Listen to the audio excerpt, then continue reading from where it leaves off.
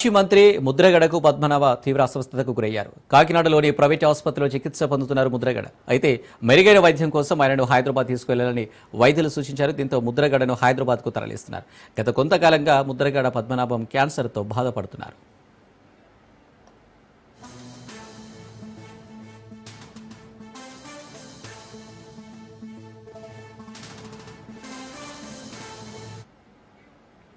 మాజీ మంత్రి ముద్రగడ పద్మనాభం తీవ్ర అస్వస్థతకు గురయ్యారు. కాకినాడలోని ప్రైవేట్ ఆసుపత్రిలో చికిత్స పొందుతున్నారు ముద్రగడ.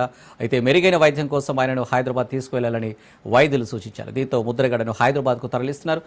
గత కొంతకాలంగా ముద్రగడ పద్మనాభం క్యాన్సర్తో బాధపడుతున్నారు.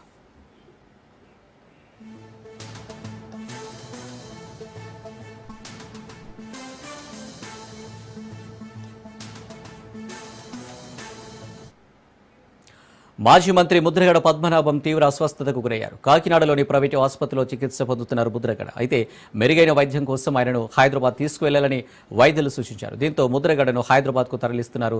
గత కొంతకాలంగా ముద్రగడ పద్మనాభం క్యాన్సర్తో బాధపడుతున్నారు.